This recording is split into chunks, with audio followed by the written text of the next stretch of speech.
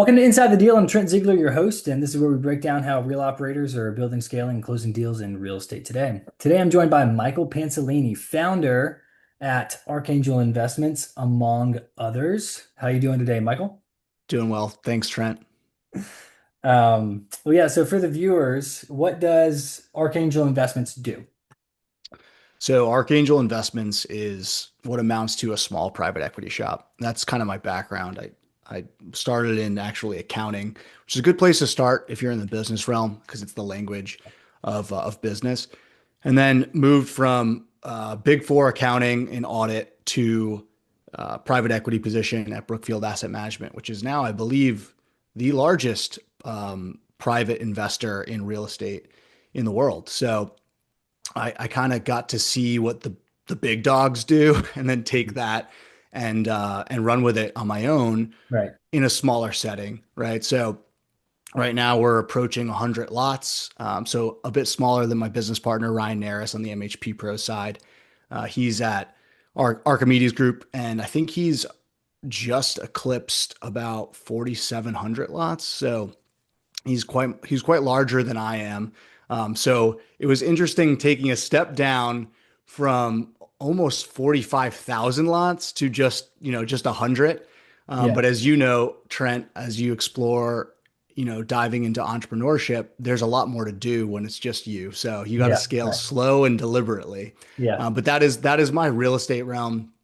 Alongside that, Ryan Naris and I, who was a former guest on your podcast, Right. we have a mentorship and consulting business called the MHP Pros, which seeks to teach individuals how to invest in mobile home parks the right way, not through like a 3-day seminar, like a lot of the education that's out there, but rather through a mastermind group where you have a year's worth of expertise from Ryan and I, and then also, hundreds of other individuals who have scaled portfolios. Yeah. So to us, it's the best way to learn. What we've heard from our students is that the education is top notch, but Mhm. the real value is in the network, which just pays back in spades very quickly. So Yeah. that's my other business. And then, we were talking briefly before the call about the third, which is Agentic Beaver, which helps individuals who want to start on their path towards agentic AI to spin up OpenClaw bots at ease, right? So about 5 minutes to set up. So between those three businesses, I have my hands full. Yeah. No, I could imagine. I could imagine. And this is a real estate podcast. I would love to ask you just like a bunch of technical questions about Agentic Beaver because that sounds like an incredibly neat program, but I'm going to try to restrain myself and stay on topic here. No doubt. Yeah, we can jump between it, of course. Um, but yeah, so zooming out and talking about the industry, mobile home parks, what major shifts are you seeing in the market right now?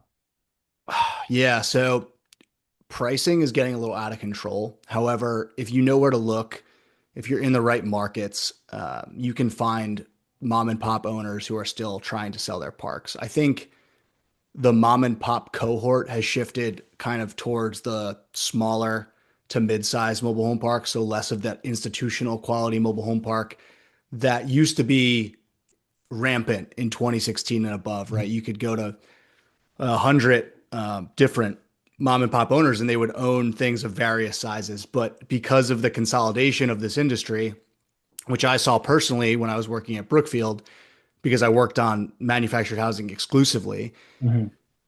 uh, what's happened is there are far less large mom and pop owners, and that has been consolidated to private equity and some of the larger operators in the space. And so the opportunities still exist, but in smaller parks. And while some individuals might say that the economies of scale is not there, the principles still remain, right? Regardless of whether you buy a 100 site park or three 30 site parks, it's the same outcome. And so if you have the mentality of financial freedom, which is a dirty word that I hate, but but it's real, right? And it's something that a lot of people chase because they don't want to work for the man. They don't want to, they don't want that 40-hour work week, even Right. though you may be working Elaborate. harder. Yeah. You say the Go dirt, ahead. it's a dirty word. Elaborate on dirty word. Why you say that? I feel as if, being an educator, I feel as if there are a lot of gurus who are seeking to take money and give very little value in return. I feel like there's a heck of a lot of like online businesses that have been shilled to the public and has eroded trust in the general populace about, what is true and like what can truly be a lucrative business that they can leave their job and do. And so, we seek to give the truth about business outside of, your W-2 job, which is that it's not easy. It's very difficult to do, but it is the most rewarding. And financial freedom just effectively means that you no longer have to rely on your employer, right? Yeah. But in my opinion, it has just become diluted with like side hustles and all this, junk, which is like if you're going to do something for real, unless you're a part-time YouTuber and you have a great personality and you become financially free by spending your weekends shooting some YouTube videos here and there and becoming popular from an entertainment perspective, Mhm. I just don't I just don't think that really exists because you have to at some point take yourself out of a 40-hour day and into your your business to build it. And so what we try and impart on people is that there is no easy way to financial freedom through real estate. It is a grind. You're going to have a second job. And so you're going to be working 80 hours a week instead of, your typical 40. But if you're willing to put in that work and you're willing to make some sacrifices for a 2 to 4 year period, you can, in fact, leave your W-2 job. And you can do that prior to making, that 2 to 4 year investment. But what you will sacrifice on the other side of that is you'll be strapped for cash for a little while, and you may have to downgrade your lifestyle at the outset in order to achieve that. Yeah. And so I like to be very upfront with the people who join our program about that, right? So I want people to understand that there's nothing passive about it, right? Unless you're an LP. If you're going to be a GP investor, meaning you're going to be operating the park and be finding the deals, you're going to be closing on the deals, you're going to be doing all those things that lead up to the financial freedom piece.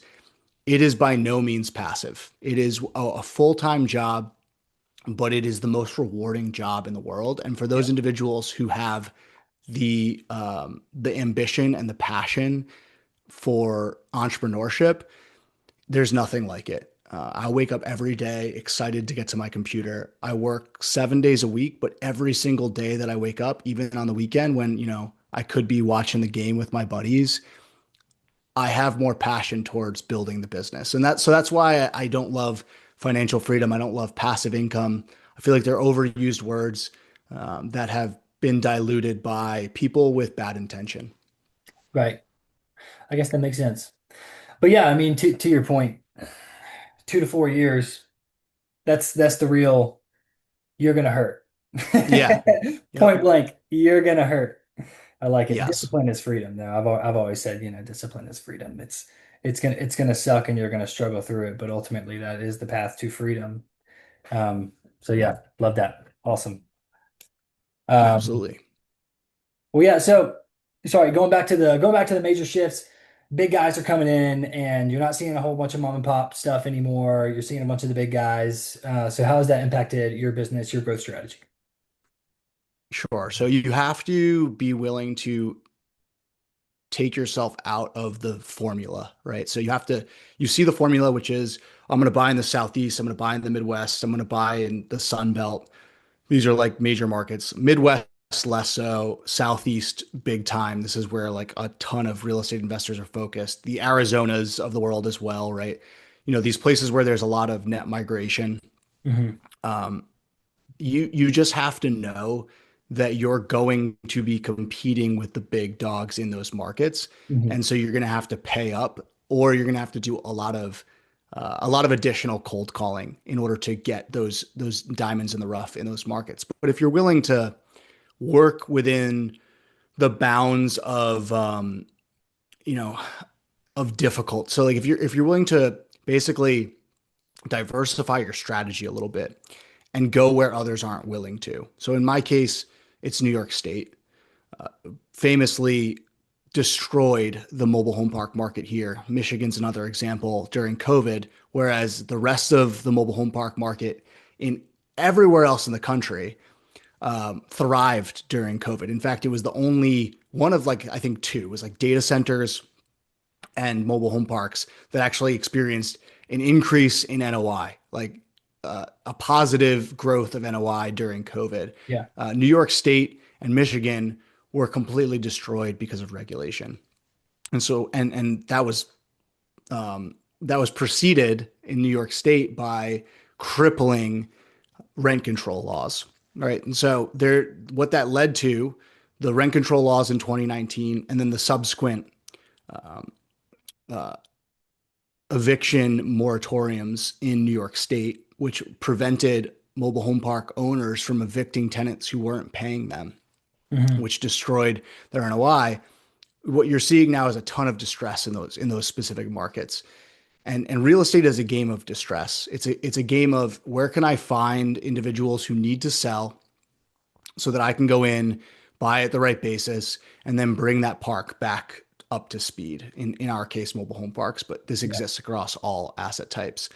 And so for me, that was New York State. I'm adjacent to it. What we like to preach is unless you're absolutely prohibited in doing so, like I know individuals in San Diego, they can't buy a park in San Diego, right? It's just too expensive. Yeah. We like to say 4 hour radius from, where you live. Yeah. Now, if I go 4 hours east of where I live, I'm in the middle of the Atlantic. So I have to venture out west. Yeah. And of course, in New York City itself, there are no mobile home parks. And I should Mhm. start by saying I live in Manhattan, in lower Manhattan, surrounded by World Trade Center, Seaport, Nice. Brookfield, which is just across the street from me.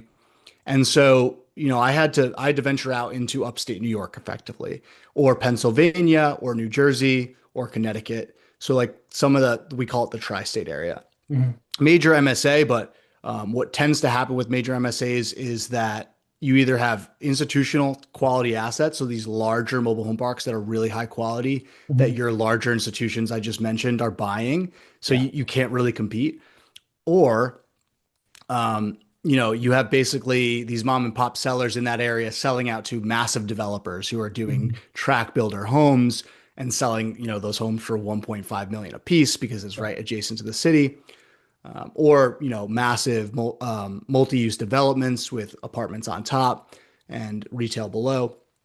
So largely in like the tri-state area around New York City and in this MSA, you don't see very many mobile home parks. And that could be said about, a lot of major cities. So you have to kind of start traveling outside of those markets. And to bring this full circle, New York State, is famously a difficult place to operate for mobile home park owners. There are massive regulations surrounding evictions. There are massive regulations around rent increases.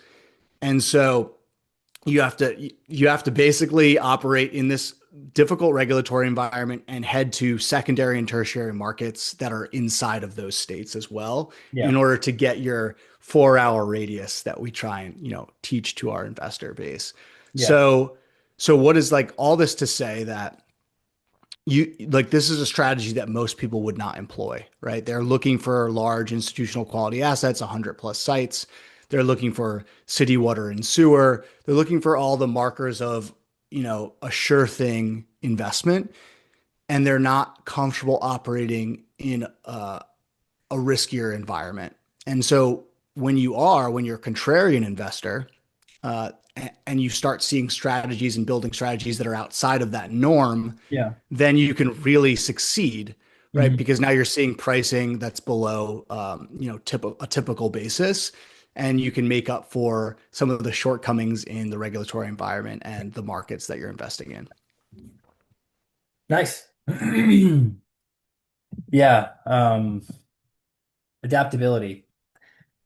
Yes, that's the word that I should have just said, and then and then said nothing else. But there's a little bit of context around the word adaptability there. Yeah. No, 100%, 100%. And what's the saying? If you're comfortable, then you're not growing. So if you're not taking the risks, then you're likely not growing a whole lot. So Right. yeah. And, I think it's not like I invented this. I think Warren Buffett is famously a contrarian investor. Brookfield, who is my former employer, is a contrarian investor. They bought up a ton of real estate surrounding the World Trade Center post 9/11 Mhm. because they believed in the city. They did the same thing during COVID. They just know that the city's always going to come back. And and so with that mindset and seeing that play out again and again, whether it's Buffett with equities or, Brookfield with real estate, it was just kind of ingrained in me. And if you can ingrain that in yourself, then you'll be set for success. Yeah. Well, what are you guys doing well right now at Archangel? Buying low. We're buying properties again that people are not interested in. We're doing heavy turnaround projects. So, failing sewer systems, um, pre-HUD homes for the uninitiated. HUD, housing and urban development. They basically codified what was allowed for a mobile home after 1976. And so Mhm. everything prior to 1976 was kind of a mishmash. And Yeah. there was no codification of like what you needed to do to build a mobile home. Mhm. And so there were a ton of manufacturers and they're all old, right? So it's older homes with like no standardization. Yeah. And so that's a lot of what we buy. And so we have to go in and spend 15, 20, 30K refurbing some of these mobile homes. But what you Yeah. get back is a capitalized value on the NOI. And in the markets that we're in, a higher lot rent. So that's what we're doing well. We're finding deals that other people don't want, and we're putting the work in to get them, fixed and flipped effectively as a park, not just the home itself, but rather Yeah. the entire park. And having a lot of having a lot of success doing that. And we're cash flow focused, but what we realize is like forced appreciation is a thing. You can go in at a low basis and build up your NOI, over a year, 18 months. And all of a sudden, like you might be buying at a 10 cap and selling at a 10 cap, Yeah. but because your NOI has increased so much, it doesn't matter. You've still added a significant amount of value. So people, when they think of appreciation, they think of, okay, I'm going to buy my single family home. I'm going to sit on it for 30 years, pay down my mortgage. And by the time I go and sell it, holy crap, it's appreciated, 50% or whatever. Yeah. But that's just speculative investment. And it's just you're basically taking a macro and micro approach to investing. If you think like that, for commercial real estate, you have to build NOI, and that's what forced appreciation means. Gotcha. So you said what you're doing well is basically you guys are able to source the deals that maybe others can't or aren't. And Right. so what are you doing different that is allowing you access to these deals? Building significant relationships with sellers, and that is from the standpoint of I had um I had this deal come to me, this first deal that I bought by Three Pillar Communities, which is like one of the largest operators in the space. And I Mhm. had met them maybe one time at a national conference for mobile home park investing, but Yeah. they remembered that. And when I left, I also through Ryan, like we reconnected and they had this deal that was the first deal they'd ever purchased in New York State. It was the only deal that they ever purchased in New York State. And so they had kind of neglected it because their portfolio was massive at this point. And this Mhm. was like an 18 site park. So that relationship got me my first park, which tends to happen. It's generally relationship based. And then from there, we start just literally door knocking, right? And talking to local code enforcement and talking to local township officials, really building our network of individuals in that market and then expanding to these other parks that are nearby because we're already owners in that market. We know the local coffee shop owners. We know students who have helped us on site. We know all these people who are now trying to help us make their communities better, right? Not just the community itself that we own, but rather the larger community that the mobile home park is a part of. And so, we're nice guys. We like to chit chat. We sit down to lunch with a bunch of people in the local market, including owners. they believe in us, and then they sell us their parks. And so that's been part of it, right? It's the economies of scale aspect of things, and it's not only beneficial to just talk to owners in your local markets because now they have something in common with you, but it's also beneficial from the standpoint of we have the same contractors working on multiple parks now. We have the same off-site managers going to check on things for us. So you're building that economies of scale Yeah. relatively quickly. And then on top of that, my business partner, who I identified through my mastermind, he was a student of ours. He was a mobile home flipper.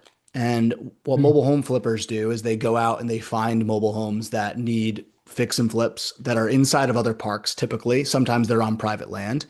And because a lot of the times they're inside of other parks, mobile home investors will have really good relationships with park owners. Hmm. So, he's been developing these relationships for 2.5 years. He's been doing a lot of work inside their parks. And while it's beneficial to him because he gets to buy a cheaper home, put like $5,000 into it, and then flip it for like a 50% profit, Yeah. it's also beneficial to the park owners who don't want to do that work because it's hard work to flip a mobile home. Yeah. And then they just get to sit back, relax. The owners get to sit back and relax and see their property come back online with a good tenant inside of it, Hmm. and then start collecting the revenue from lot rent again, which is that's the game for mobile home parks. Right. So by helping those mostly mom and pop owners, he's first in line when they go to sell, right? They don't want to go to a broker. They want to go to someone they know and trust and like, and they want to sell to that person. And that's happened 3 or 4 or 5 times now, Yeah. where we're still in negotiations with some are under contract, some are, in the LOI phase. There's just, having that long-term approach to relationship building. It's nothing new. It's something that every real estate investor does, but it's just kind of the formula, and it's been good for us. So I can't say with any like fortitude that we're differentiating. No, we're doing the same thing other investors do. We're just doing it well, Yeah. and we're going where others won't go. Yeah. To go where no man has gone before. Yes. Um, well, yeah. So what's been on the other side of the leaf? What's been frustrating for you? What do you think that maybe you're not doing well? Where's your friction living day to day? Yeah. Friction exists everywhere. I think remote management of contractors is always difficult. We're building processes surrounding that whereby our offsite managers are acting as foremen for our contractors. They're going and checking up on them, sending us reports on Hmm. a daily, weekly basis, and pictures and video. So it will never be easy doing remote flips, but it's a necessary part of the game if you want to scale because you can only find so many parks within like an hour radius of where you live, Yeah. or in my case, zero. So, we have to basically scale intelligently, right? Hmm. And lean in a lean way while also, while also investing enough in our staff, in our technology, et cetera. It's every entrepreneur's issue. It's like, how do I get to that next level while also not spending too much money to kind of put me at zero? Right. And what I tell a perfect example is like one of my students, they were like, it's $400 a month for this software. I was like, okay. He's like, I don't want to spend that. It's like, well, Yeah. why don't you want to spend it? Because it's taking up, what's 400 times 12 months, whatever it is. I'm not great at mental math despite being Yeah. an underwriter. 4,800, right? Yeah, something like that. So that could be a major chunk of your NOI if you only have one park. Hmm. But with a scaling mindset, you know that this property management software that does your accounting, that does your tenant communications, that does all of these different things is going to be a major part of your ability to scale. And once those systems and processes are in place there, you could just kind of copy paste into the next park and scale much more quickly. And so if you have that short-term mindset, it's like, I'm just going to use an Excel spreadsheet. You're screwed. It's not going to work. Like it will for that first park, but you're going to have to do that Yeah. all over again. So, Yeah. and And then there's going to be little nuances that you hadn't considered. And if you can just get past that mindset where you have to be profitable, right, for the first 12 months, Hmm. then you're going to go a lot further because you're investing in yourself, your systems, your team, et cetera, and upskilling not just yourself through the enablement of scaling through software, but also your team to learn those systems and processes as you scale, and then Yeah. you can scale much more quickly. Yeah. So good segue, right? Technology, talking a lot about technology and like remote management of people, remote management of projects. Where do you see AI or where are you using AI right now? Yeah. Um, I have three businesses, so I have to parse out what, two of my businesses are remote based online businesses. So I use a ton of AI in those businesses, and I'm now trying to transition into how am I going to start using this for real estate? And real estate is famously a place where AI has not really touched the physical world, right? So you're always going to need people on site. Um, how do you enable them to use AI in the physical world to Mhm. best push projects forward?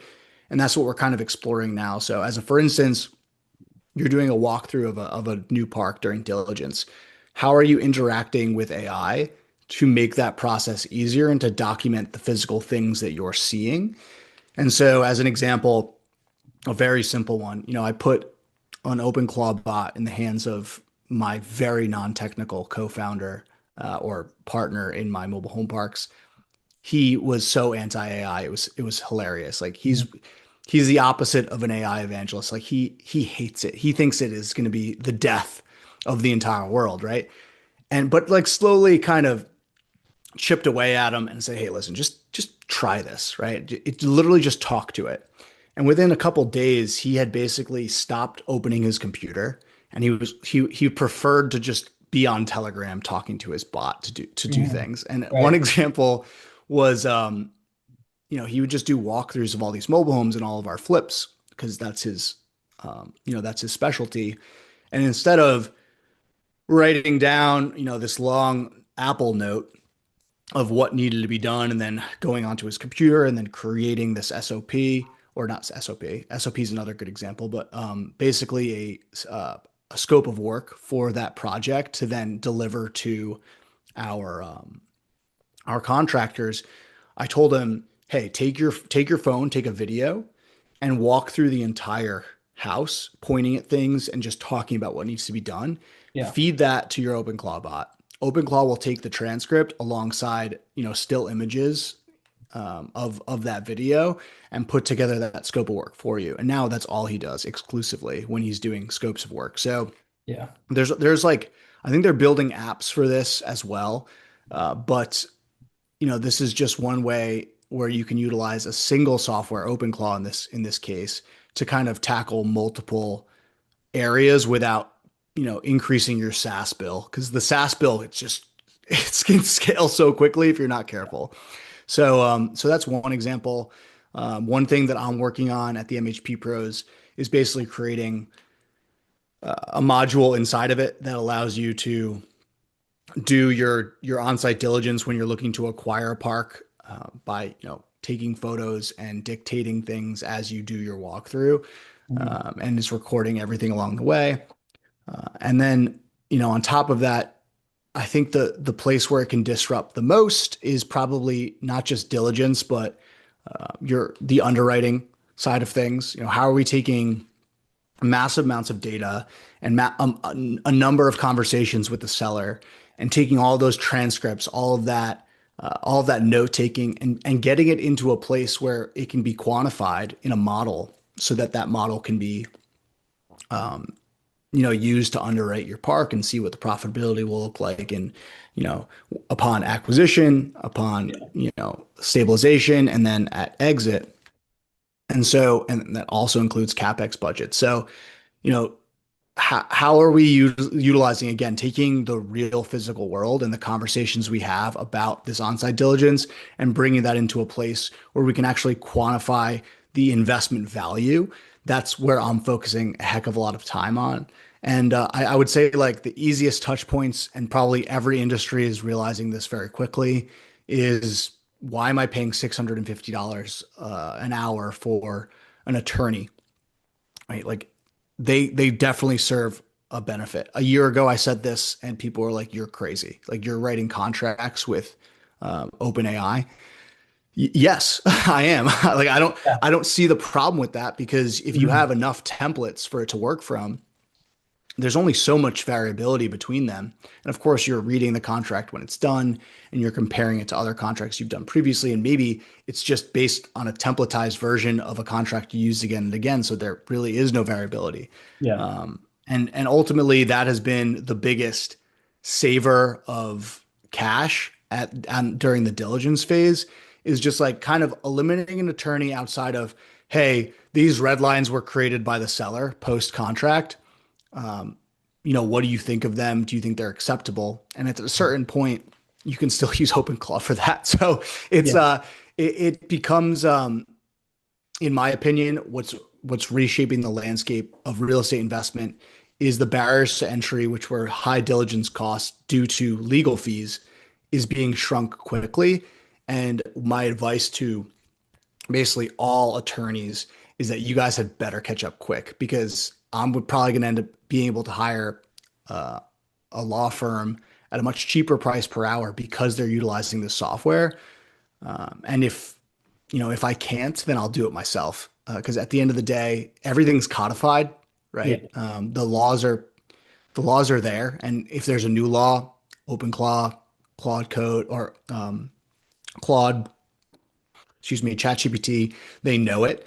Mhm. Or you can keep abreast of that in your local markets too, Yeah. and you can build that in. So it's really what I see it's becoming very easy for entrepreneurs to break into the space and lower their initial barriers to entry because of the software, because of the thinking skills that are required. That barrier is lowering pretty significantly. Mhm. And so, that's where I think the low hanging fruit is. And in the future, it'll be even better software that can, take care of a large portion of diligence for you, and Yeah. like help you negotiate, et cetera, onward and onward. On Yeah. a day-to-day operational basis, uh, damn, it's not nearly that easy. There's a lot more variability in what can happen with tenants when you're dealing with people directly. On the customer service side, I think that's going to start to change.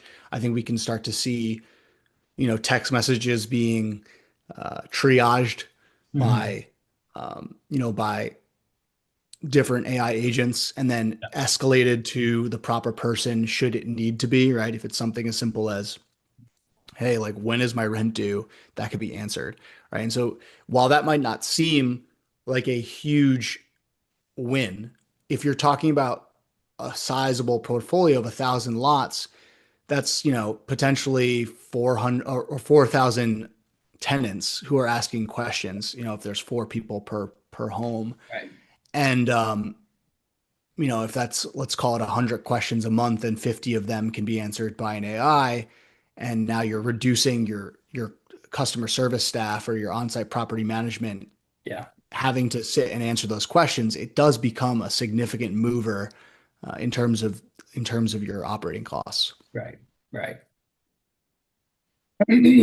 Yeah, good. Well, closing out here, if you had to give one piece of advice to somebody getting into um, real estate or the mobile home industry, what would it be?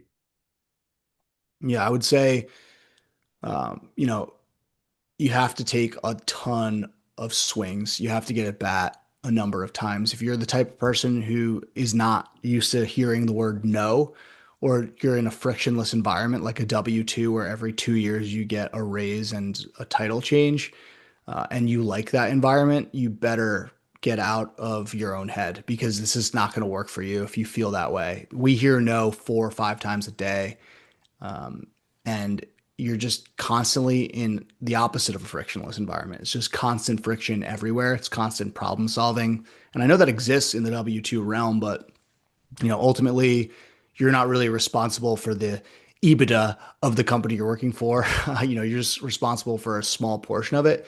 So, there's going to be friction in every single vertical of your business, and you Hmm. just have to have the discipline and the grit to work through that and hear no and realize that you might not close on your first deal for a year. You might not close on your first deal for 2 years, but if you continue to pursue, you're never going to fail. And I say that with the utmost confidence. It's literally just a game of how much no can you hear and how much can you get out of your own head, right? It's very common to see people get discouraged. And so I Hmm. just want to put that out there. It's like it is hard, but it's so easy once you just get past that specific hurdle. Yeah. Next. Next. Yeah, exactly. I was reading a book, Jeb Blount, Fanatical Prospecting. He said, he like taped up, big sales guy. It's a sales book, like how to sell, basically. He got a note card and put it up right here, like right above his computer. Next. It's It's just like perfect. every time. No, all right, next. One Uh, of if you're interested in mobile home flipping, which is kind of the adjacent business to mobile home park investing, like my business partner did, John Fedro, who was on our podcast, I think 2 or 3 podcasts ago, he created the mobile home formula, and he's just an incredible guy. And he has this big mural behind him, and one of them is like an off switch that says excuses. And I mhm. just love it. I'm like, yeah, that's exactly what it is. You just got to turn off the excuse button Yeah, and just keep rolling. yeah, that's awesome. Where can people find you at, Michael, if they want to get in contact with you? Sure, yeah, I'm big on LinkedIn. I like to post on there ideas, thought leadership, different things about the different businesses that I'm building. I'm also on Instagram _Mike Pans, and then you can visit themhppros.com if you're interested in investing in mobile home parks, and agenticbeaver.com if you're interested in spinning up an OpenClaw bot to help you with all of your operations. So, Yeah. thanks for the plug there, Trent. I appreciate it. Yeah, no, of course, of course. Thanks for coming on today and giving us some insight into mobile home parks and Agentic Beaver and all the stuff you got going on. We appreciate it, man. Absolutely. Thank you so much. Yeah, I always say knowledge is wealth. Thanks for your wealth, man. I appreciate you. Thank you, dude.